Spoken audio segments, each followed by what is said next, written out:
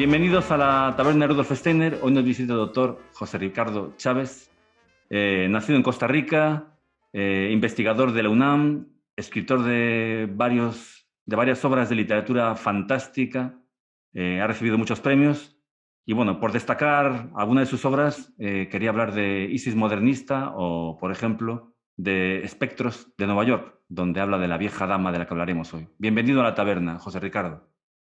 Muchas gracias, Oscar. Un gusto, un honor compartir este espacio contigo y bueno, con el público que aunque no lo veo, confío en que esté por ahí en algún lugar del hiperespacio, ¿verdad?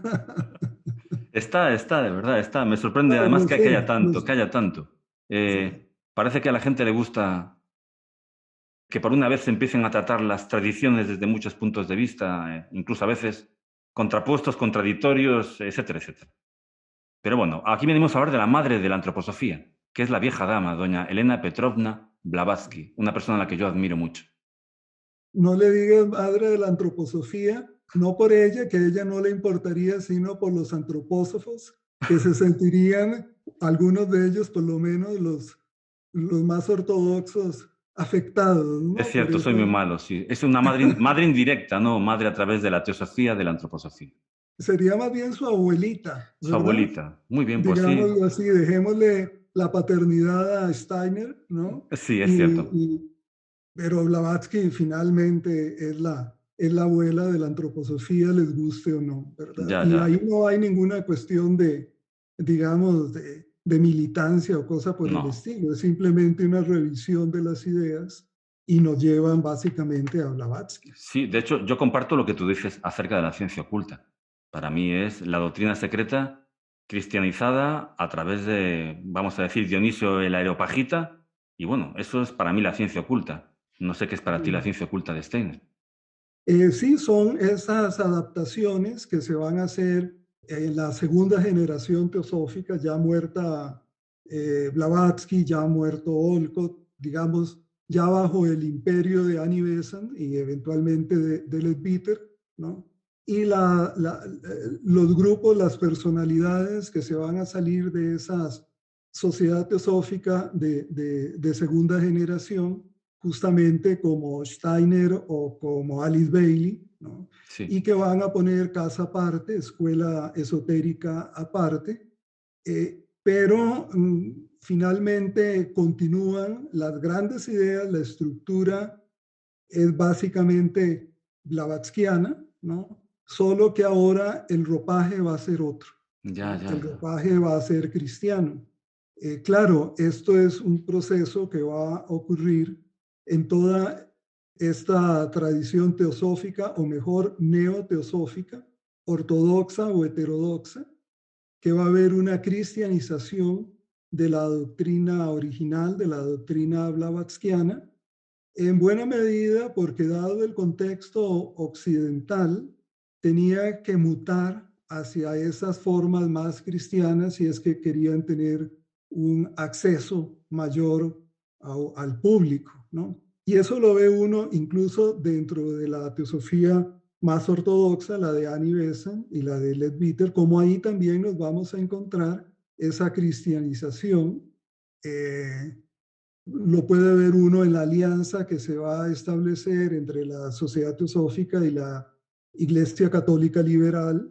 Y bueno, el propio Leadbeater había sido un sacerdote de la tradición cristiana y Sí. Annie Besant había estado casada con un pastor también cristiano. De hecho, el apellido Besant viene justamente de su ex marido, ¿no? Ujú. Curiosamente, las dos más grandes mujeres de la sociedad teosófica, que son Blavatsky y Besant, no tenían esos apellidos originalmente, son los de los maridos que luego van Sí, a sí. dejar, pero que ellas mantienen los nombres, ¿no? Y han Ujú. pasado a la historia con los nombres de sus exmaridos, ¿no? Sí, no, no sé yo qué pensaría Blavatsky de lo que han hecho sus nietos, la idea de cristianizar su doctrina secreta. De hecho, hay un libro de Blavatsky que estaba ahora hojeando hoy por la mañana, Jesuitismo, no recuerdo ahora, se llama Jesuitismo y no sé qué más, donde ella básicamente dice que solo hay dos alternativas.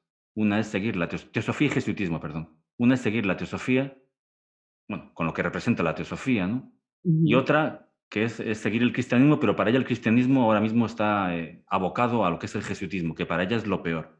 Es un conocimiento que viene de lo bajo, mientras que la teosofía es un conocimiento que viene de lo alto. Yo no sé si, bueno, ¿qué opinaría ella de lo que ha sucedido después de Anne Besant con, por ejemplo, Steiner o Heindel? Y bueno, ¿qué opinas tú también de esto? Eh, bueno, yo creo que suele decirse que Blavatsky era bastante anticristiana. Eso habría que tomarlo con mucho cuidado. En realidad, Blavatsky sí acepta ciertas formas del cristianismo, pero del cristianismo primitivo.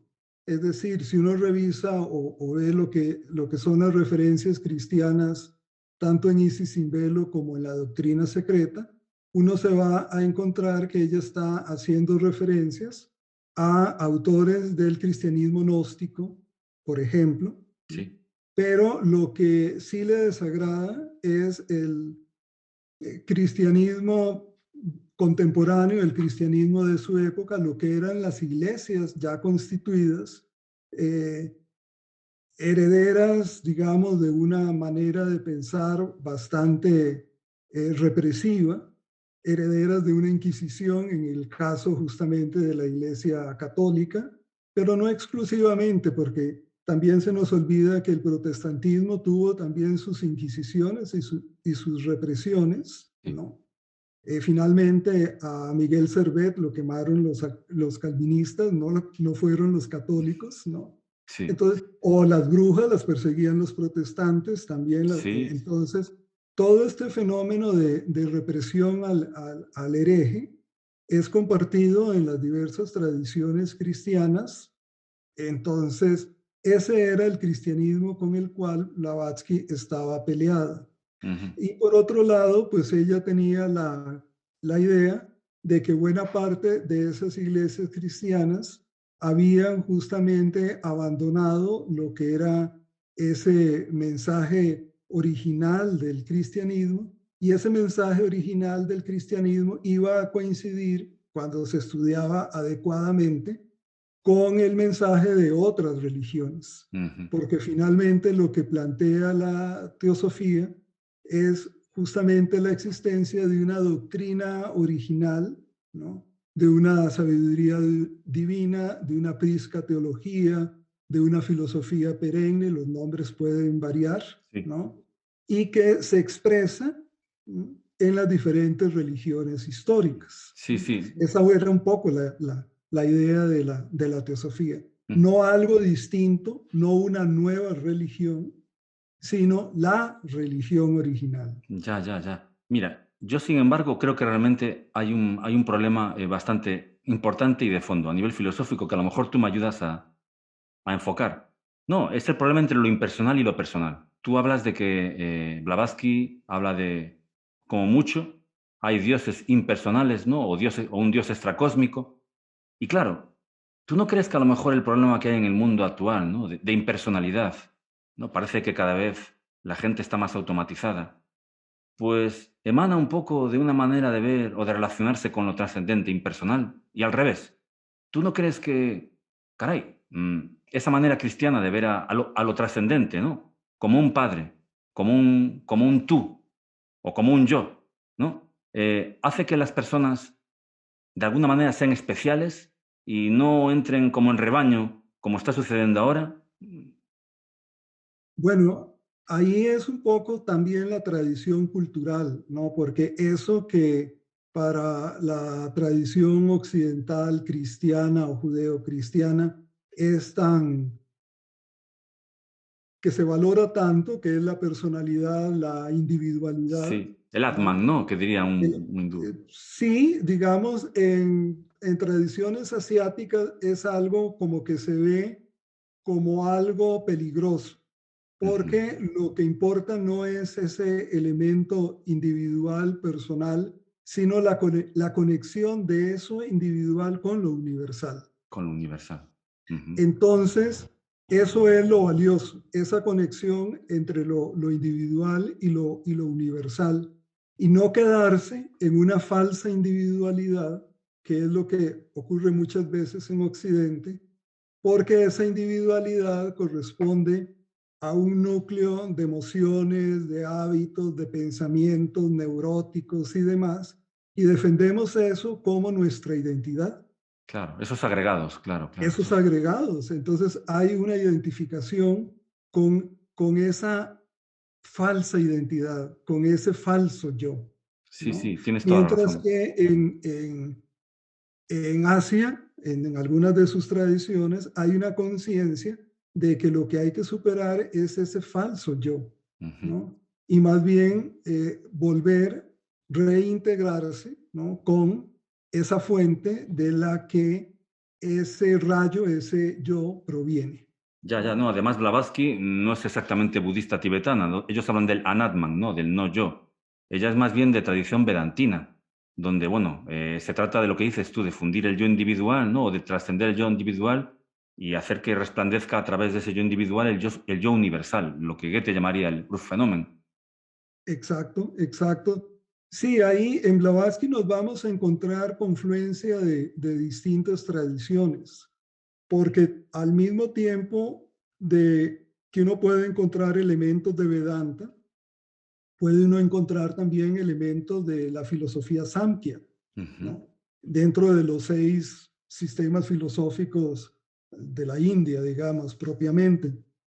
Pero también nos vamos a encontrar elementos de, por supuesto, el budismo Mahayana y Sí. del budismo Vajrayana. Ujú. Entonces, hay ahí, digamos, una confluencia de elementos provenientes de distintas tradiciones, más lo que era la tradición esotérica occidental, Ujú. ya de suyo bastante variopinta, Sí, ¿no? Donde uno podía encontrar, bueno, la base neoplatónica, que es realmente común, ahí está lo neoplatónico, está la tradición hermética, sí, ¿no? sí, sí, sí. Está también lo alquímico, Ujú. así eventualmente lo gnóstico también. Acuérdense cómo el gnosticismo está surgiendo o teniendo una recuperación ya desde el siglo XIX, e incluso personajes notables de la tradición teosófica van a impulsar esa recuperación crítica del gnosticismo. Sí, sí, sí. Quizás el más importante sea el caso de Mead, que fue incluso secretario particular de Blavatsky, ¿no? Ah, no sabía, Y no Mead sabía, es, no Mead sabía. es un personaje muy importante porque él va a traducir algunos de los textos teosóficos, perdón, gnósticos, va a hacer ediciones y durante las primeras décadas del siglo XX, buena parte del conocimiento que se tenía de tradiciones gnósticas fue gracias a las traducciones que Mead hizo. Ujú, Incluso Jung, el conocimiento de Jung está muy mediado por las traducciones de Mead, al ujú. grado de que cuando Jung luego visita Londres va a ver a Jung y Caray. perdón, a Mead También. y de alguna manera agradecerle las traducciones que había hecho, Caray, ¿no? caray. Una de las cosas que a mí me encanta de Blavatsky, del movimiento teosófico, es que ellos tuvieron la suficiente humildad y amplitud de miras para, bueno, para que la gente se sitúe, ¿no? La India y eso, la India, el Tíbet, me imagino que en la época de Blavatsky eran vistos como ahora podemos imaginando nosotros el Congo o Sudáfrica, es decir, o perdón, o Sudáfrica, o cualquier país de África, es decir, lugares subdesarrollados y con poco que aportar a la cultura, ¿no? Aunque bueno, hay bastantes investigaciones ahora de pensamiento africano que demuestran que todo lo contrario. Pero eso, que no se les veía muy bien esos continentes ni lo que podían aportar a la cultura. Y ellos tuvieron la suficiente humildad para intentar aprender de ellos e intentar fundirlos con la mentalidad occidental. Ahora, sin embargo, hay un movimiento al contrario, ¿no? Que a mí particularmente me molesta. Parece que yo lo he comprobado, ¿no? Parece que decir que hablar de Blavatsky o de la teosofía, los intelectuales, los tibetólogos, esbozan sonrisas de superioridad, como diciendo, bueno, esta especie de espiritualidad de tercera categoría. Y claro, yo me quedo alucinado porque, primero, me parece una prepotencia increíble, ¿no? No reconocer a aquellas personas, hablo de Blavatsky, ¿no? que hicieron esta especie de trasvase tan importante, además, ¿no? Para los dos lados, de Oriente al Occidente. Y por otro lado, tampoco yo, es decir, creo que Blavatsky, mm, te va a parecer una locura esto que te digo, mejora, por así decirlo, la tradición tanto oriental como occidental al hacer esa mezcla. Y te pongo el ejemplo de La voz del silencio, que me parece la quintesencia del Mahayana. De verdad, me he leído muchos libros de budismo tibetano, muchas termas, y bueno, yo me sigo quedando con La voz del silencio. Bueno, pues qué bueno, porque efectivamente es una de las joyas de Blavatsky. Y aparte, el valor de la voz del silencio ha sido reconocido por notables autoridades budistas propiamente, ¿Sí? como el Dalai Lama o Suzuki, el divulgador del budismo zen en Occidente, entre otras figuras budistas. Es decir, un budista lee la voz del silencio y reconoce ahí, ¿no?, la textura del budismo mahayana, Sí, el sí. ideal del bodhisattva, el ideal de la compasión, que en términos teosóficos sería el de la fraternidad universal, que es como lo Mm, plantea la teosofía. Pero mira, no, a mí no me preocupa ya ese tipo de prejuicios que se dan en algunas franjas de la actividad académica, porque eso ha ido cambiando. Eh, digamos, efectivamente, muchos budólogos y tibetólogos, ¿no?, han o ven con recelo o incluso con un cierto menosprecio lo que fue el trabajo pionero de Blavatsky y de Olcott, porque Olcott, incluso ese sí, el otro fundador de la Sociedad Teosófica, sí participó en lo que fue la recuperación, la divulgación y la defensa del budismo en los países de origen, sobre todo en Ceilán, en el sí, caso de Olcott, ¿no? Porque también podemos encontrar en el ámbito académico figuras que han ido reconociendo poco a poco, digamos, lo valioso del trabajo de Blavatsky en términos de esta lectura que ella hace de las tradiciones asiáticas en su momento y con los elementos que ella tenía. sí, Por supuesto, eso limita el conocimiento suyo, por ejemplo, de algunas de las tradiciones asiáticas, pero para lo que existía, entonces ella iba también a la vanguardia. Es decir, Blavatsky está discutiendo con Max Miller, por ejemplo, que sí. era como el gran orientalista de la época, ¿no? Sí, qué grande. Entonces, y con él y con otros, ¿no? Sí, Es sí, decir, ella está en ese diálogo, ¿no?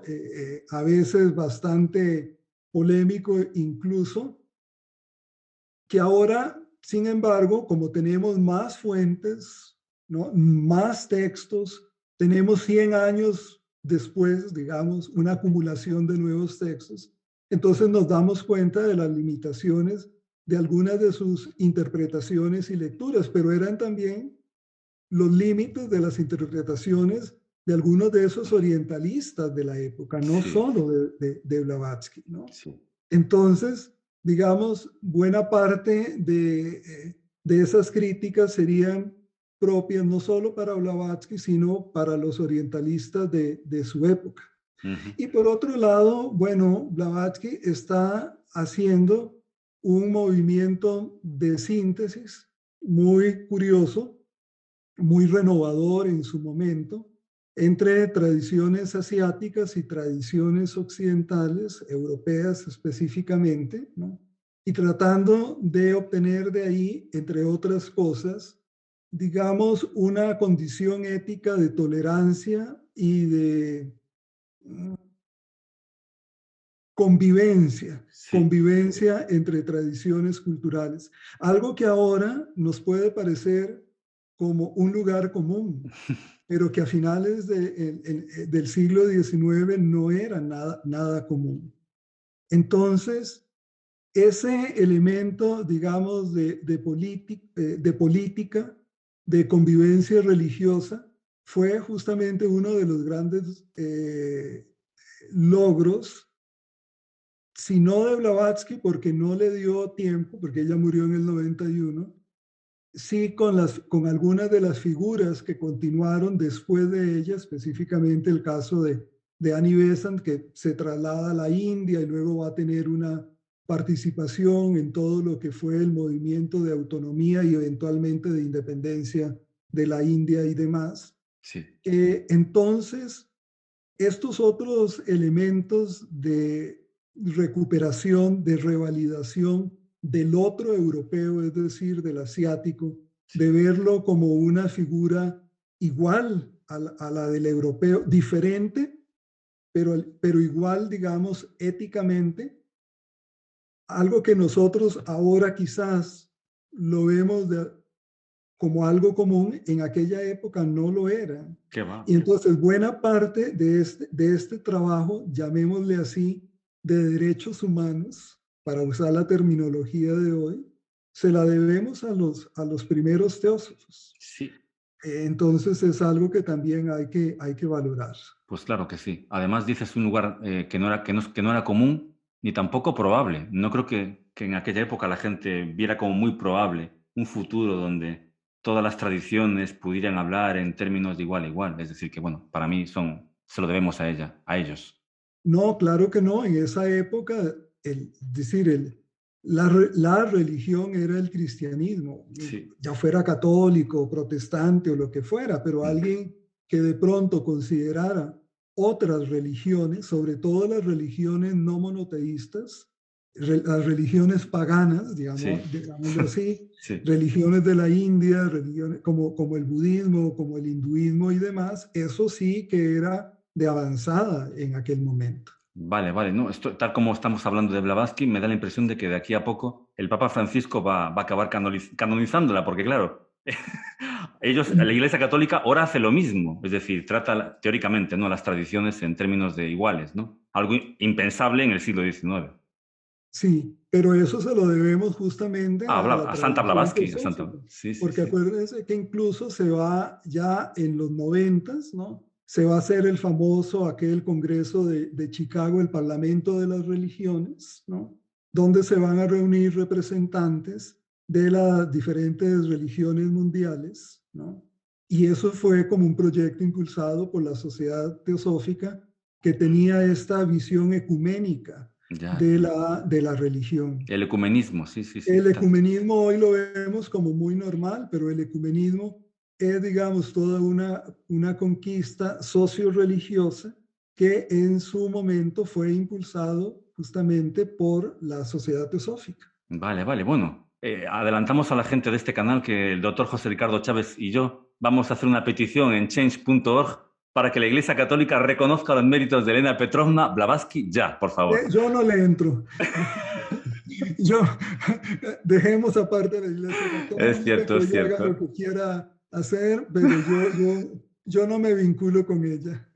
Muy bien, muy bien. No, yo tampoco. De todas maneras, aunque esto, tal como lo estamos explicando ahora, parece como algo muy natural, claro, hablamos de una mujer, ¿no? Es decir, ¿qué impulso tuvo que desarrollarse dentro de la persona, Elena Petrovna Blavatsky, para embarcarse en una empresa como esta, desproporcionada ya no para una mujer, sino para para cualquier ser humano, ¿no?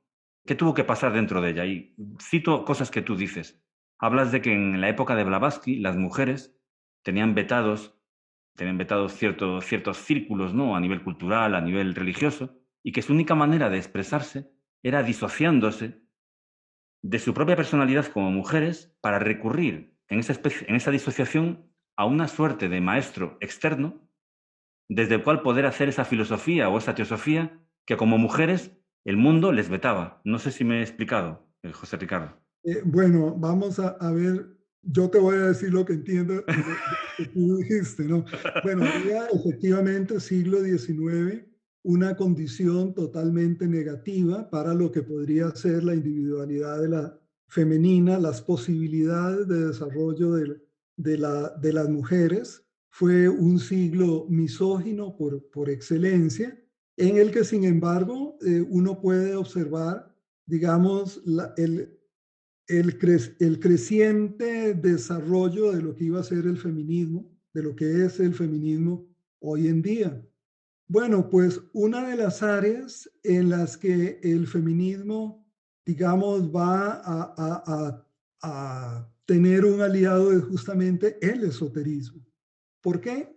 Porque dado que las mujeres no podían participar en muchas áreas de la vida social, porque su círculo era sobre todo el círculo interior, doméstico, la casa, etcétera, ¿no? Entonces, las universidades, había demasiadas limitaciones, la educación en general. De pronto, el siglo XIX está viendo un desarrollo del área esotérica y las mujeres se dan cuenta que ahí pueden ellas participar y tener un lugar y un liderazgo como no lo hay en otras áreas de la vida social, sobre todo antes de la teosofía, en lo que fue, por ejemplo, el espiritismo. Ujú. El espiritismo que había surgido a finales de la década de los 40 en Estados Unidos y que después salta a Europa y sobre todo a Francia y ahí cambia y se vuelve kardeciano y demás. Bueno, pues el espiritismo va a ser un área en donde las mujeres van a tener una enorme participación. Y no solo, digamos, como eh, medium, digámoslo así, como para trance, sino como participantes en las sesiones, como generadoras de texto, como organizadoras y demás. Bueno, después con la teosofía, eso se va a fortalecer todavía más. De hecho, Blavatsky es como el primer gran nombre femenino del esoterismo moderno. Sí, sí, que hace ese salto desde la mediunidad a lo que es lo que podríamos llamar la ciencia espiritual. Bueno, sí, y ahí nos vamos a encontrar como Blavatsky, que ya venía de una tradición, digamos, familiar, en donde el feminismo había, digamos, echado raíces. La madre de Blavatsky había sido una escritora rusa que murió joven Ajá. y que, digamos, había pertenecido o había tenido inclinaciones feministas. Blavatsky, si bien no se va a adscribir políticamente al feminismo, eh, sin embargo, va a tener, digamos, muchas simpatías hacia él, ¿no? Y va a llevar una vida tan libre Sí, como muchas de las mayores feministas no habían tenido. Entonces, yo lo que digo es que Blavatsky es una feminista de hecho, ¿no? sí, sí, Aunque de discurso muchas veces ella se limite en ese sentido, sí, ¿no? sí. Entonces nos vamos a encontrar como de los movimientos esotéricos modernos, es decir, a partir del siglo XIX, la teosofía, la sociedad teosófica específicamente, va a ser una institución donde las mujeres han tenido y siguen teniendo un papel muy importante, desde la fundadora, su continuadora Annie Besant y luego todas las figuras que han venido Ujú. hasta la fecha. Sí, sí. Espero que no ofender, y te prometo que no quiero ofender a ningún teósofo, pero bueno, ella tampoco ocultó que le gustaba fumar cannabis, beber whisky, fumar tabaco. Hablo de Elena Petrovna Blavatsky. Y no sé hasta qué punto todo ese tipo de sustancias, en mí por lo menos, influirían a la hora de canalizar un determinado o de expresar un determinado tipo de conocimiento. No sé si su Ahí, visión del ahí, hay, trance. Sí, perdón. ahí hay que aclarar algunas cositas, porque ahora uno encuentra, digamos, ese tipo de referencias, pero fuera de contexto. Ah, vale, vale. Madame Blavatsky no le entraba, por ejemplo, al alcohol. ¿No? Ahí sí, Vale, vale, no. vale. Así que eso del whisky, el No vino, tomaba, no tomaba, vale. alcohol no, el alcohol no. Y luego el uso que ella va a hacer en una etapa de su vida, que va a ser básicamente a principios de los 70 del hashish específicamente, ¿no? Estaba muy vinculado con las prácticas espiritistas de la época, las prácticas del magnetismo y del mesmerismo. Ajá. Porque claro, ahora nosotros tenemos un concepto de droga, ¿no? Muy distinto al que predominaba en el siglo XIX. En el siglo XIX no había una noción de drogas como puede existir hoy. eran como sustancias raras, distintas, ¿no? Y que se usaban de una manera amplia. Piensen, Entiendo. por ejemplo, el láudano, que Sí, era sí. una medicina, Sí, sí. ¿no? Y que se daba, por ejemplo, en las fábricas para que los trabajadores pudieran soportar largas jornadas de trabajo, pues ahí va su cucharadita de láudano, o la mamá de pronto que tenía un niño que lloraba mucho, le daban un poquito de láudano para que se durmiera. Ujú. O piensen el caso de Freud consumiendo cocaína, Cocaína, sí. ¿no? Y que era un drogadicto. No, no, No, no no. era un drogadicto. Y que el consumo de la cocaína le sirvió para pensar el psicoanálisis. No, fue como un momento, como una etapa de su desarrollo que él luego va a dejar. Él sí continuó con el tabaco. Bueno, lo Totalmente de mismo acuerdo.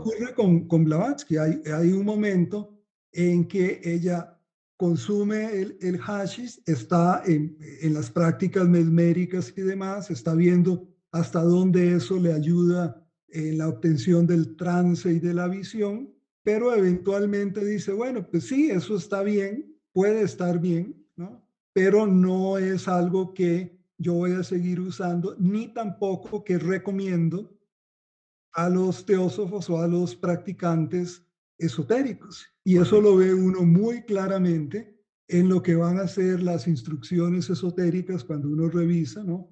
Hay una prohibición al uso de estupefacientes y, eh, y del alcohol, Ujú, curiosamente no del tabaco, ujú. porque Estoy Blavatsky sí salvado. Estoy ella salvado. se mantuvo fumadora Fumadora. hasta el final. Yo me fumo Entonces, 3 al día. Yo me fumo 3 pitillos al día por bueno, pues ahora. está bien, estás limitado, ¿no? No hay represión, ¿no? Hay límites. Yo no sé por qué esa tendencia, ¿no? Como a reprimir ese puritanismo esotérico en el que caen tantos, ¿no? Pues claro que sí. No, me los hago bien gordos, además, porque es tabaco de liar. Pueblo se llama, lo Ah, bueno, recomiendo. Riquísimo, por perfecto. cierto. Sí, sí, Eh, sí. antes de entrar en la etapa que tú has estudiado en tu libro Espectros de Nueva York, me gustaría que pasáramos por el Cairo. Porque en el Cairo, Blavatsky conoce a lo que le llaman el movimiento cósmico. Max Ujú. Theón, bueno, Mirra Alfasa también, ¿no? La que luego estuvo con, la mujer que estuvo luego con Sri Aurobindo, la madre. Eh, ¿En qué pudo influirle a Blavatsky a la hora de eso, de ir definiendo este impulso del que estamos ahora hablando? Ese momento, digamos, cairota de Blavatsky, ¿no? Tiene mucho que ver, está todavía en una etapa muy temprana de su desarrollo, ¿no? Ujú. Entonces ella está como conociendo a mucha gente, a diversos grupos, porque también es una época en donde quiere establecer vínculos con espiritistas en el Cairo, ¿no? Una sociedad espiritista que nunca llegó a funcionar, ¿no? Entonces, es esa etapa como de búsqueda, de exploración, de conocer gente, y esto ocurre justamente con Max Theon y toda esta, digamos, esta eventual red, ¿no? Sí, Esotérica de la que van a surgir años después otras asociaciones, otros grupos como la Fraternidad de Luxor, de ¿no? Luxor, sí. Digamos que en algún momento va a competir incluso con la Sociedad Teosófica, ¿no? Entonces es un momento en que ella anda como explorando y conociendo a mucha gente. Eh, Todo esto, digamos, luego la vuelta a Europa, sobre todo a París, y luego de París que va a saltar ahora sí a Nueva York. Ya estamos en los principios de los años 70 y entonces ahí es donde empieza ella la incursión en el medio espiritista neoyorquino, un poco como para ir estableciendo vínculos en el nuevo país, ¿no? Pero ya con la idea de que el espiritismo tiene poco que aportar para un esoterista con más visión, con más profundidad. el espiritismo puede ayudar para que cierta gente principiante cobre conciencia de que hay como un más allá, como que hay otros fenómenos, como que lo saque un poco de la ilusión materialista, Sí, ¿no? sí, sí, E sí. incluso para que algunos materialistas piensen, reconsideren esa visión simplista que del materialismo. Entonces, hasta ahí funciona el Mm, espiritismo.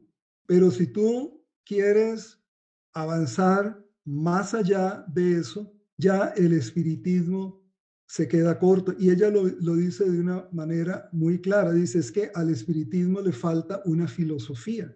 ujú. Y esa filosofía es lo que ella eventualmente va a querer desarrollar ahora con el nombre de Teosofía. Y Sí, de sí. ahí va a surgir ese primer gran libro suyo, que fue Isis sin velo o Isis develada, ¿no? Que fue pues un bestseller en su momento, que es el que la dio a conocer ante la sociedad occidental, tanto norteamericana como europea, y eventualmente incluso más allá de Europa y Estados Unidos, en la India y en América Latina, porque el impacto teosófico en América Latina es algo que, digamos, apenas está siendo estudiado, ha sido muy descuidado en la historiografía teosófica, ¿no? Ujú. Se estudia el impacto de la teosofía en Estados Unidos y en los diferentes países europeos, a veces, sobre todo por la cuestión política en la India, pero falta la revisión del impacto teosófico en América Ujú, Latina. ujú. Y eso, bueno, es una labor a la que nos estamos abocando poquito a poco algunos de los estudiosos de esta zona del mundo. Ajá, entonces que tú te encuentras, Entonces, sí. sí hay en ese sentido, digamos, un vínculo de Blavatsky con diferentes movimientos, diferentes autores esotéricos, ¿no? Sí. Pero que ya a partir de su llegada a Nueva York en los 70, eso comienza como ya a definirse en términos de una propuesta original propia de ella, que es lo que ella plasma en Isis sin velo y que no se queda ahí, porque Isis sin velo es apenas, digamos, como la primera propuesta que ella hace, una propuesta muy exitosa que la da a conocer, pero que eventualmente se va a ir modificando y eso lo ve uno de manera muy clara en la segunda gran obra de ella, que es La Doctrina Secreta, que es la que va a publicar 11, 12 años después ya en Londres, ¿no? Y que, digamos, tiene un nivel de coagulación, de conformación doctrinal mucho más fuerte que Isis sin velo. Es Ujú. decir, la teosofía en realidad, o lo que se conoce como, digamos, la doctrina teosófica, eh, tiene su estructura sobre todo en la doctrina secreta, y entonces Isis sin velo queda más bien como un antecedente de la doctrina secreta. Eh, Muy interesante, muy importante, ¿no? Pero buena parte de las grandes ideas teosóficas, ¿no? Es en la doctrina secreta donde hay que leerlas y donde Sí, hay que estudiarlas. sí, sí. Bueno, tú decías que sí, el espiritismo necesitaba de alguna manera encontrar una filosofía, ¿no? Y eso fue lo que hizo Blavatsky, a utilizar el espiritismo para abrir los ojos, ¿no?, a otras realidades y luego crear una filosofía. Yo ahora pienso que hace falta lo contrario. Es decir, y bueno, me estoy situando en el libro de Steiner que se llama El movimiento oculto del siglo XIX, donde él dice que, bueno, que el panorama dentro de las órdenes esotéricas, masónicas, era de absoluta cristalización. Había muchos conceptos esotéricos, mucho simbolismo, pero en el fondo nadie era capaz de penetrar más allá del velo. Nadie era capaz de ir más allá de lo que es lo meramente conceptual. Y Blavatsky cumplió la función no solo de enseñar que había algo detrás del velo, sino de crear una filosofía a través de eso. Yo empiezo a percibir algo parecido, por lo menos en lo que yo trabajo, que es la filosofía, ¿no? Es decir, se habla constantemente de conceptos cada vez más conceptuales, hasta el punto de que al final uno no sabe muy bien de lo que se está hablando. Y revelo aquí la función de este canal. Lo que yo estoy buscando, lo que me gustaría que sucediera, ojalá que alguien lo escuche y lo trabaje, es ser capaz de captar la quinta esencia. Es decir, tú eres además un autor de fantasía. Ser capaz de captar el sentimiento, la emoción, ¿no? Que en el fondo late dentro del misterio y dentro de la fantasía y dentro del ocultismo e introducirla dentro de lo que es la estructura de la filosofía. Esto creo que es lo que empieza a hacer falta ahora. Tú, de hecho, hablas de que el futuro del ocultismo es la literatura. Yo pienso que es la filosofía, pero pienso que es la filosofía, no solo la literatura, perdón. La literatura sí, y también la filosofía. Pero no tanto porque el futuro sea hablar del ocultismo, sino introducir la propia transformación, ¿no?, que se busca en el ocultismo en la manera de hacer filosofía. De hecho, tú hablas de que, bueno, en el fondo, tanto Isis sin velo y la doctrina secreta, lo que está buscando es transformar la conciencia de los practicantes o de los discípulos teósofos, ¿verdad? Ujú. Ahí quizás, Oscar, a mí se me ocurre que tendríamos que hablar de filosofías en vez de filosofía, Ujú. ¿no? Porque cuando uno habla de filosofía es como si solo existiera un paradigma filosófico en la actualidad y eso ha ido cambiando. Por supuesto, hay, digamos, tendencias filosóficas fuertes, dominantes, ¿no? Pero también cuando uno se pone a buscar en el panorama filosófico, uno puede encontrar que existen zonas del pensar filosófico en donde uno puede encontrar también esta latencia, digamos, del misterio, de lo que puedan ser otras percepciones, ¿no?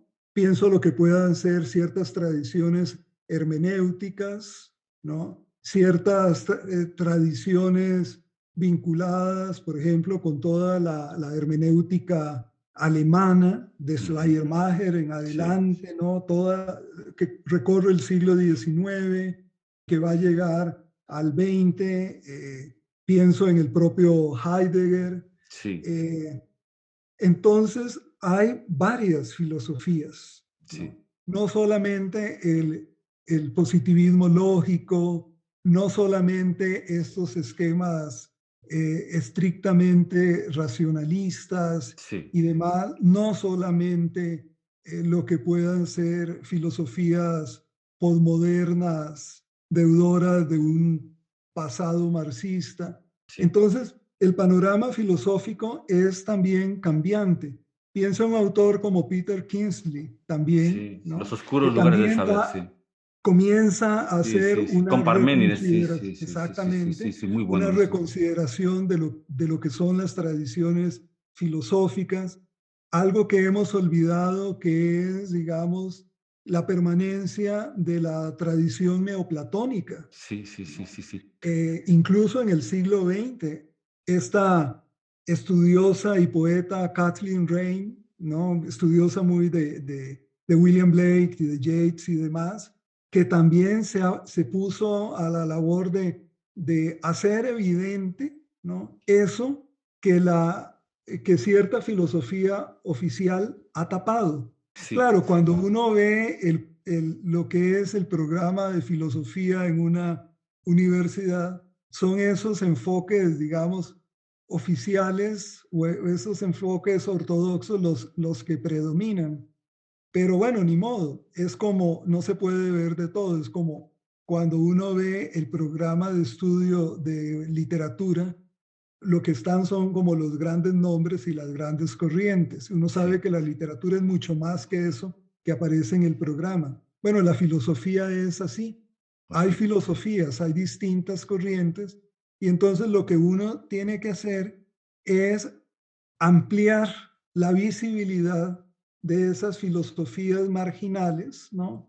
Y que a la larga pueden interesar a nuevos estudiantes de filosofía y que sepan que no necesariamente tienen que hacer el mismo trillo, ¿no?, que hicieron sus antecesores inmediatos, sino que pueden estudiar neoplatonismo de otra manera, pueden estudiar hermenéutica de otra manera, ¿no? Ya no como lo hicieron en el 19, ya no como lo hicieron en el 20, sino desde el siglo XXI. Entonces, el trabajo filosófico en ese sentido se pluraliza, Ujú. ¿no? Y de hecho Y tú hablas de un conocimiento, el que propone Blavatsky, simbólico. Es un conocimiento no discursivo, un conocimiento que así es. busca despertar la intuición. ¿Qué es para ti la intuición dentro de esto que tú estás comentando? Bueno, la intuición no es una cosa o la otra, son las dos, Ajá. ¿no? Es decir, no es racionalidad o intuición, son las dos cosas. Ah, Para cierto nivel del conocimiento, la razón es indispensable. Aquí, es decir, la teosofía no es irracional, como dice el cliché. ujú. Yo diría que es metarracional, es decir, que va más allá de la razón, pero dándole su espacio a la razón, ¿no? Y en general eso es propio del esoterismo. El esoterismo no es irracional porque no rechaza la razón, no rechaza los mecanismos racionales para dar cuenta del mundo, no rechaza la ciencia. Lo único es que dice, la razón, la ciencia tiene ciertos alcances, podemos estudiar tales y tales cosas, pero tiene límites. A partir de ahí comienza a funcionar una nueva facultad que la podemos denominar imaginación, imaginación creadora, Creador. que es parte de la tradición también de Occidente. Piensen cómo desde el neoplatonismo hay una reivindicación justamente de la imaginación creadora, de la imaginación como una facultad cognitiva. Claro, aquí tenemos que separar imaginación de fantasía. La imaginación como esa capacidad de conocer por medio a veces de imágenes, por medio del símbolo, ¿no? Y no a través del discurso lógico que es el que vehicula la razón. Entonces, es la combinación de ambos elementos y eso lo tenía muy claro Blavatsky. Blavatsky no es que rechaza la razón, todo lo contrario, uno ve un gran esfuerzo de ella, ¿no? Por establecer una doctrina que resulte coherente y racional para el público moderno, incluso generar un nuevo vocabulario, una nueva terminología para su mensaje esotérico que podemos compartir o no, pero que indudablemente tiene una estructura racionalista, Ujú. ¿no? Aunque no se queda dentro de los límites del racionalismo. Entonces, Blavatsky lo que dice es, sí, está bien la razón, eso nos va a llevar hasta un cierto nivel, pero más allá de eso tenemos que trabajar con otra función, con otra facultad, que sería la de la imaginación creativa o como ella prefiere usar el término, la intuición, La ¿no? intuición. Eso uno lo ve en todo el esoterismo. De hecho, es uno de los rasgos del esoterismo, por ejemplo, de acuerdo con Antoine Febre, que es este estudioso académico del esoterismo, que le da ahí 6 rasgos al discurso esotérico y uno de ellos es justamente el predominio de la imaginación como la facultad humana cognoscitiva. Ujú. Y claro, ahí es donde entra el impulso increíblemente fecundo que ha tenido lo que es la figura de Blavatsky, de la teosofía, en lo que es la literatura, por ejemplo, la cultura en general. ¿Nos puedes hablar Ujú. un poco de cómo, sobre todo para la gente que no cree ni en la teosofía, ni en la antroposofía, o que puede ser atea, ¿no? ¿Hasta qué punto algo que, como diría Wittgenstein o Kant, ¿no? Algo que en principio no existe o es una intuición intelectual falsa, ¿no? Pues puede crear efectos en el mundo reales, duraderos, positivos, en este caso en la cultura. Claro, sí, eso es justamente uno de los elementos por los cuales la teosofía y en general el esoterismo del 19 resulta tan interesante para un investigador, los efectos en la cultura del siglo XX, ¿no? Sí. Entonces nos encontramos, en el caso específico de la teosofía, cómo influyó en las diversas artes, ¿no? La literatura, la música, la pintura, ¿no? Renovando el acervo de ideas y de conceptos de los artistas. Entonces, por ejemplo, algunas de las ideas de la vanguardia, de las vanguardias artísticas, van a verse fecundadas por algunas de las nociones del esoterismo y de la teosofía en particular. Digamos, los casos más evidentes es el de Kandinsky, el de Mondrian, el de Paul Klee, ¿no? Que son vanguardistas, autores, pintores vanguardistas, que abrevan, digamos, de la teosofía, pero quieren llevar eso que ellos están aprendiendo o intuyendo ahí al ámbito del arte y de una manera renovadora. Entonces lo que vemos es el paso de la figuración a la no figuración, es decir, el paso de la forma a la no forma, o si lo quieres poner en términos teosóficos, de los planos más densos a los planos más sutiles, que es, digamos, lo que uno ve justamente en la no figuración de la vanguardia. O lo que pueda ser la influencia en otro, un poeta como André Breton, ¿no? Con toda la tradición esotérica de Francia y demás. Y en Latinoamérica, entonces, perdón, en Latinoamérica, ya que has hablado del poco estudio que se ha hecho de la influencia de la teosofía en Latinoamérica, ¿en qué artistas? Bueno, tenemos toda la aparición del modernismo hispanoamericano o panhispánico, para incluir también a España. Qué bien, ¿no? Muchas gracias. Si yo digo pero yo creo que lo que queda de España es América Latina. España ya no existe, es América Latina. Bueno, yo sí sigo creyendo en España. Qué bien, muchas gracias. ¿Y por qué? ¿Y por qué? ¿Por qué sigues creyendo en España? Porque uno lo ve, porque uno lo siente. Cuando uno está, cuando un latinoamericano llega a España, no puede dejar de sentir, digamos, un vínculo con toda esa cultura, con toda esa atmósfera. Y entonces, si bien te sientes distinto, reconoces una cierta mismidad en eso que te rodea. Y esa experiencia no la tienes cuando visitas otros países de Europa, que te encantan y vas a Francia, qué maravilla Francia, pero esa continuidad, esa conexión no la tienes con Francia o no la tienes con Italia, y sí la encuentras en España. Te reconoces de alguna manera sin que te sientas español o te sientas europeo. Te sabes diferente, te sabes latinoamericano, ¿no? Aquí también, es decir, tú por medio de la comida, por medio de la gente, por medio de los olores, del paisaje, te sabes latinoamericano. Entonces no es que te creas europeo, es que reconoces el aporte de Europa en tu identidad latinoamericana. Qué bien. Pero ya se me olvidó qué era lo que estaba hablando.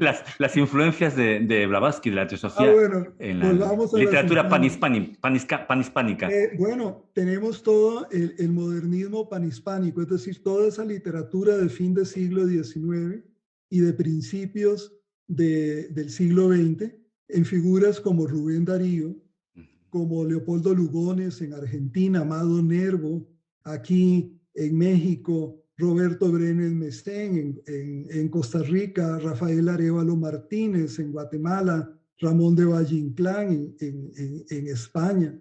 Entonces, uno ve cómo la literatura en español de esa época está justamente, digamos, recibiendo el influjo teosófico en buena medida porque la teosofía es una de esas corrientes nuevas en el panorama intelectual.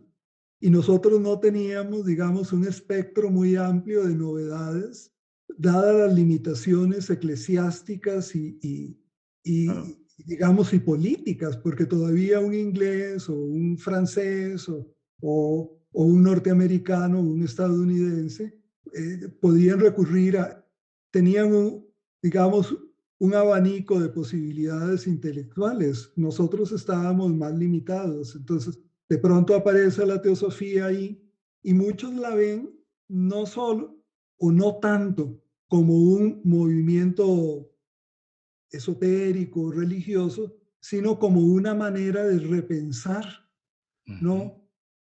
Asuntos seculares. En América Latina, por ejemplo, toda la reflexión sobre el concepto de identidad nacional y de identidad latinoamericana va a estar muy influido por eso. El Ya, ya, caso ya. más elocuente es el de José Vasconcelos, ¿no? Que va a plantear toda esta idea de la raza cósmica y el mestizaje. Bueno, una de las fuentes del pensamiento de Vasconcelos, aunque él no lo quiera decir explícitamente, lo vamos a encontrar justamente en el esoterismo y en la teosofía en particular, Ya, ¿no? ya. Es parte de lo que ahora estamos justamente estudiando algunos aquí en México. Y esta es una pregunta recurrente que ya he hecho, creo que 5 o 6 veces a varios entrevistados. Si tuviéramos que, si quisiéramos repetir la experiencia Blavatsky, del vino viejo, en odres nuevos, en el siglo XXI, ¿cómo podríamos hacerlo para, lo que dices tú, volver a renovar el pensamiento a través del ocultismo? No sé si es posible, no lo sé. ¿Tú qué opinas? ¿Es posible repetir eso o estamos condenados simplemente a mirarlo de manera nostálgica? Pues yo lo que veo es que se está renovando, no es algo que tengamos que hacer, ya se está haciendo. Claro, se está haciendo según unas líneas que pueden o no gustarnos, Ujú. porque hay un medio y hay una tecnología alternativas Claro. que no existían en tiempos de Blavatsky.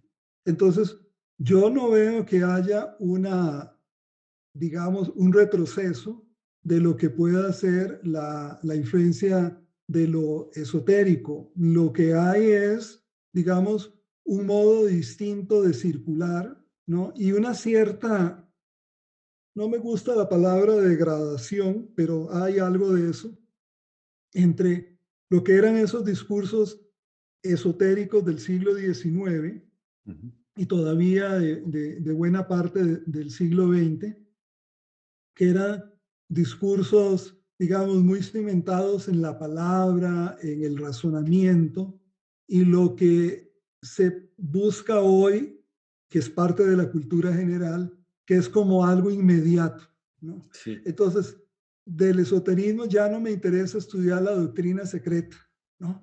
Lo que quiero es una práctica inmediata y sentarme disque a meditar y cambiar la conciencia y no sé qué es mi conciencia ni a dónde voy, pero es como una cierta novedad, ¿no? Esa inmediatez del espectáculo, totalmente, sí, sí. No, el entretenimiento, totalmente. es lo que ahora se lleva al campo esotérico y por eso es que vemos que nadie avanza. Esotérico La- y no esotérico. No, de hecho, un compatriota tuyo de Nicaragua decía este viernes una cosa que me quedé muy sorprendido. Hablaba de que la profundidad dentro de cada uno de nosotros, tuvo que ser creada a través del arte, de la filosofía. No fue algo que cayó del cielo. Antes éramos simplemente superficies que hablaban con superficies.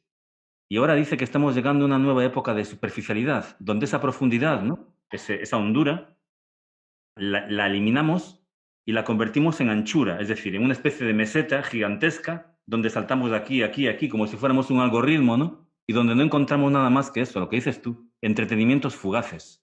Así es, incluido el entretenimiento esotérico. Sí. Entonces uno ve que buena parte de lo que son, por ejemplo, las actividades de los grupos esotéricos son como clubes esotéricos, donde la gente va a entretenerse un poco. Y entonces, en vez de ir a hablar de la novela última, no, pues van a hablar un poquito de esoterismo. Y esta semana vamos a hablar del aura. Y la próxima semana entonces vamos a hablar de la Atlántida. Y a la siguiente semana vamos a hablar de la meditación X, ¿no? Sí, Y sí. así van sin la mayor profundización en nada de eso. Es como para estar entretenido, ¿no? En vez Sí, de sí. quedarme en casa viendo la serie de televisión, pues yo voy a salir, voy a ir a la logia, ¿no? Y entonces ahí vamos a hablar un poquito del libro. O alguien va a hablar del libro y yo lo escucho, ni siquiera yo leo el libro, ni Sí. siquiera yo lo estudio, ¿no? Entonces, en ese sentido, digamos, el trabajo en logia, pues se ha vuelto a eso, ¿no? Como una especie como de club de entretenimiento. Por eso yo hablo que ahora estamos en una situación en donde ya no hay propiamente, decir, Sí. está lo esotérico que ya casi no se ve, Ujú. y lo que vivimos o lo que creemos que es esotérico es lo mesotérico. Y Es lo, la palabra, y lo lo, mesotérico. y lo exotérico, es que exotérico de lo exotérico, que sea como la Y es algo como superficialidad que total. está a medias, ¿no? Entre lo exotérico y lo esotérico, ¿no? Pero no implica. ¿Y cuál es la clave? ¿Cuál es la llave para eso? Para darnos cuenta de que no es esoterismo. Dímelo, dímelo. Falta la búsqueda del conocimiento. Ya, ya, ya. Falta la transformación interior. Que sin eso no hay esoterismo. Entonces, yo lo que pienso es que buena parte de la atmósfera postmoderna ha llevado otra vez a que el esoterismo, después de haber salido en el siglo XIX y en buena parte del XX, de lo que eran los grupos pequeños y se volviera un fenómeno más masivo, ahora se está volviendo para los esoteristas reales, para los esoteristas que realmente van tras el conocimiento, se está volviendo algo otra vez o de grupos muy pequeños, de gente comprometida Sí. o de un trabajo totalmente individual, Individual, sí, sí, sí. donde lo que queda es la revisión de los textos, el estudio, la meditación, Sí, sí, ¿no? sí, sí, sí. La ética que tú imprimes a tu comportamiento, pero yo estoy, digamos, como muy escéptico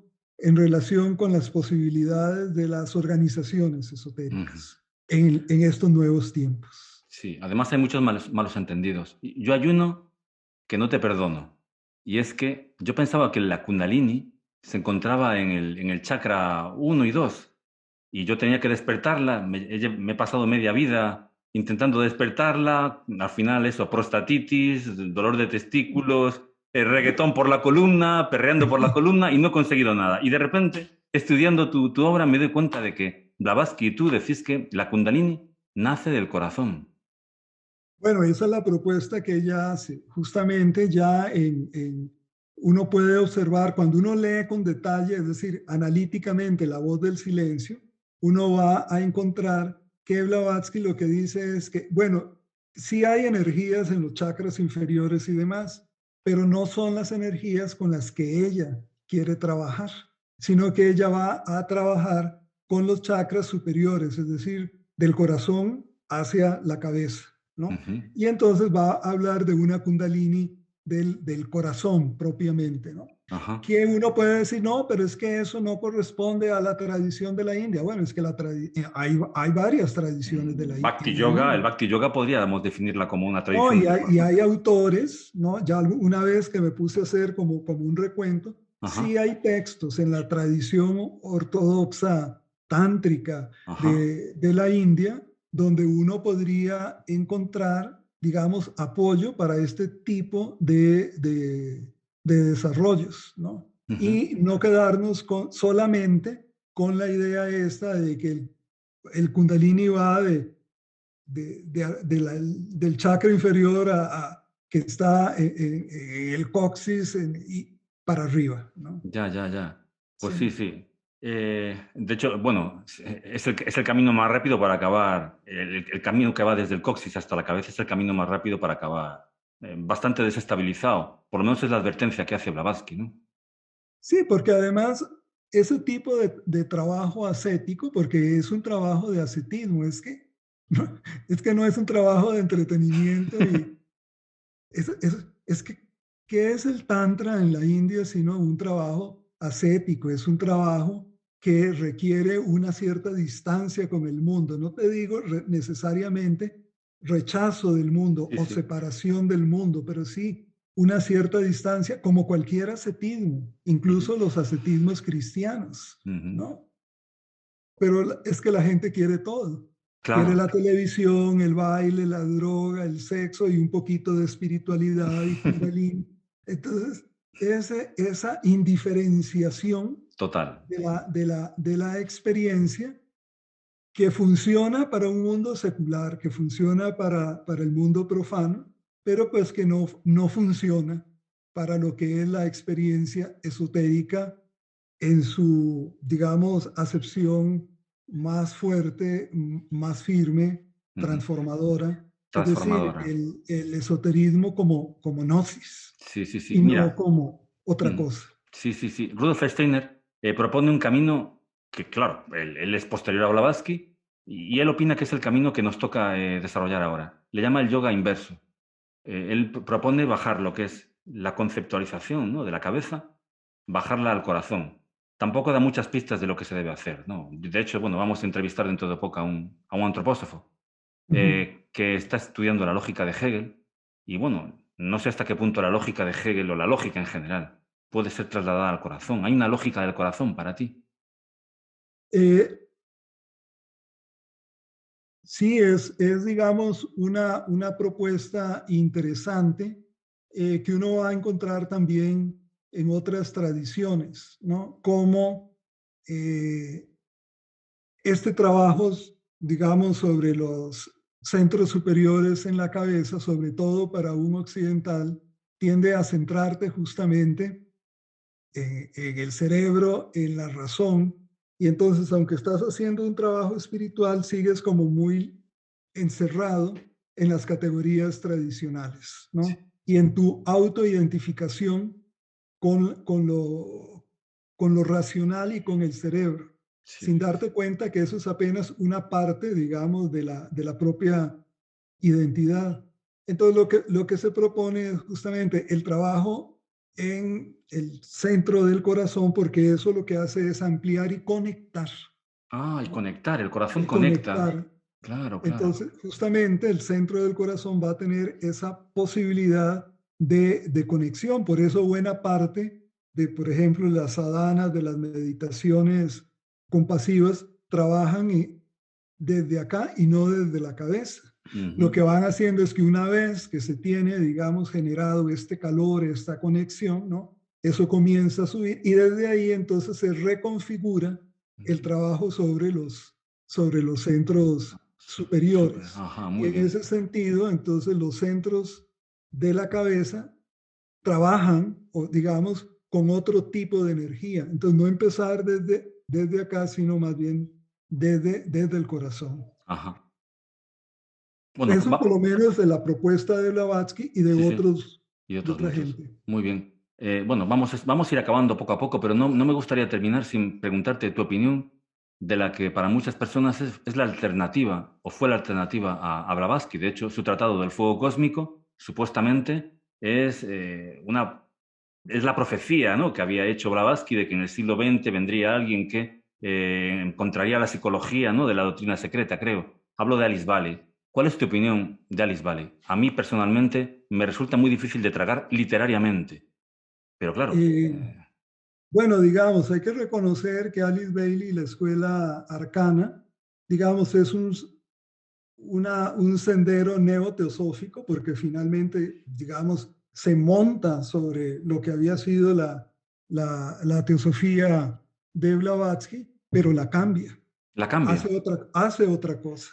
Es decir, Alice Bailey está más cercana a la neoteosofía de Leadbeater y de Annie Besant que de Blavatsky. Claro que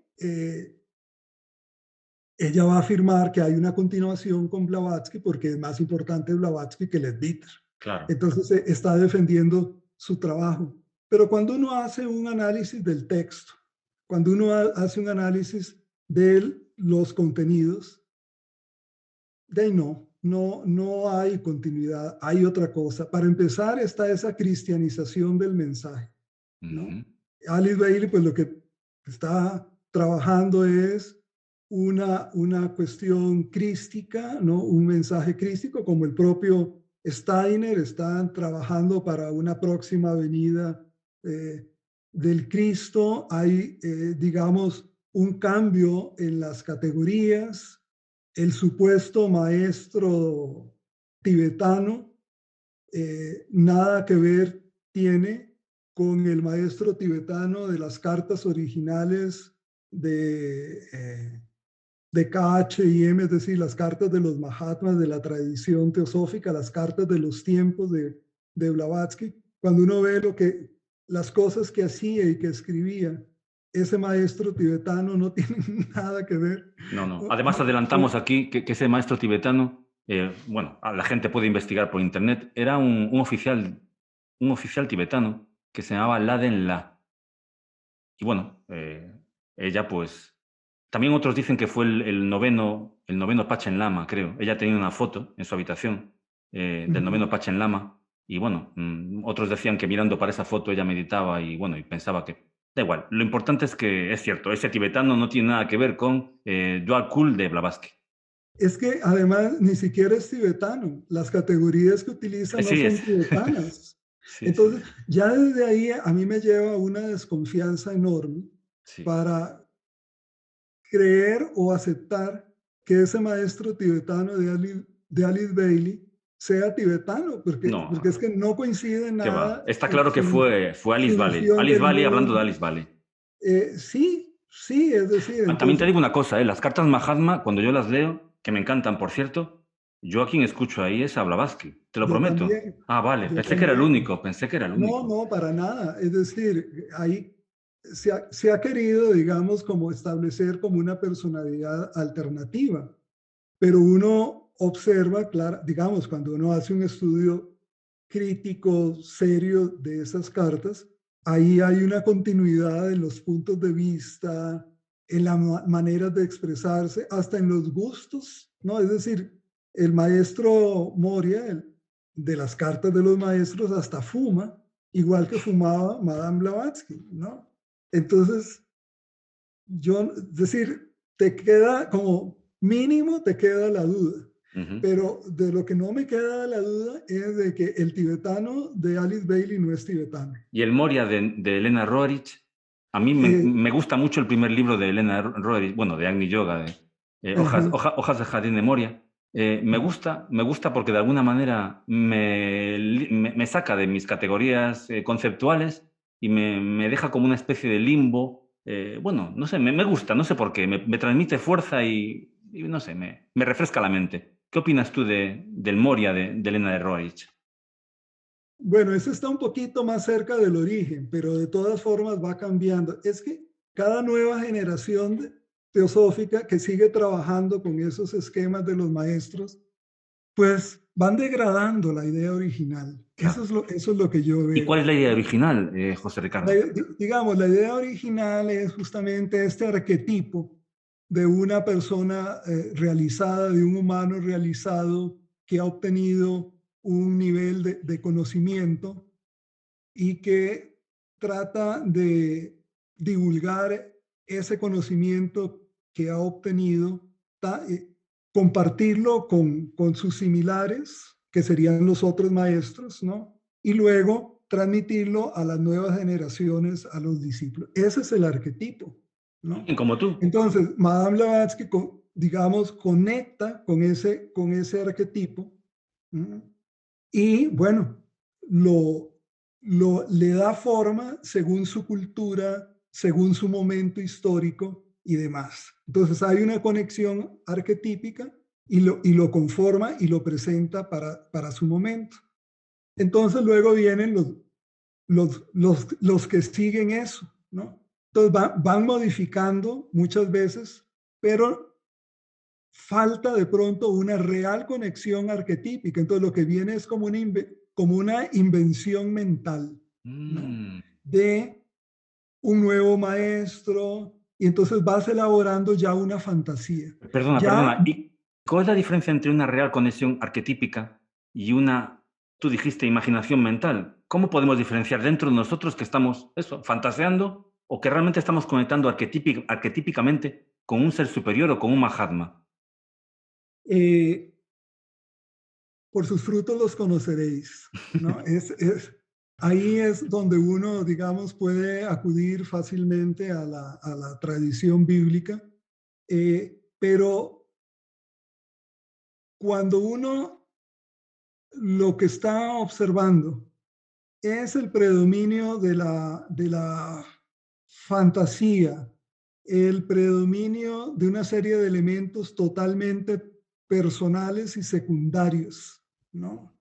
El predominio de lo que puedan ser elementos vinculados al poder, vinculados a la economía, vinculados al quién sabe más, quién es más influyente que el otro, ¿no? Todos esos pleitillos de los grupos esotéricos, ¿no? Sí, Te das cuenta que ahí no hay conexión arquetípica, que ahí lo toda la que es una razón. conexión narcisista, que es Totalmente otra de cosa, acuerdo, totalmente ¿no? de acuerdo. Entonces ve cómo del arquetipo planteado por Blavatsky comienza una descendencia que desciende literalmente, Sí, como el que rayo de la va, creación. sí, entonces vamos a llegar a los maestros ascendidos de la actualidad, Sí, sí, a ¿no? Rubén Cedeño, llegamos a Rubén Cedeño, Exactamente. abroncando a la gente por no aplaudir. Entonces, tenemos como toda una serie de maestros sacados por debajo de la manga, ¿no? Y entonces aquí está el rayo verde y el rayo azul y este me sirve, entonces le prendo la vela a esta.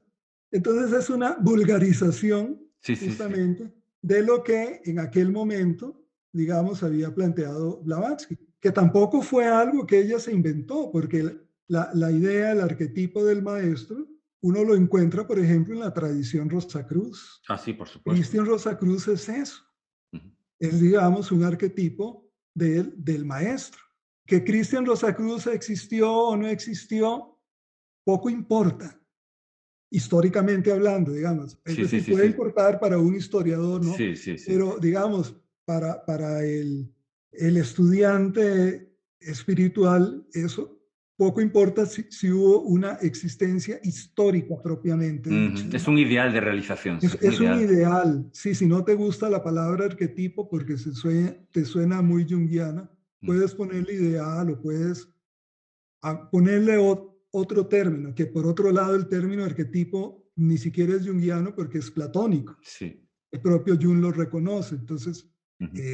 claro, él le da una connotación distinta, Mm. pero sí hay que tener mucho cuidado y no confundirse, ¿no?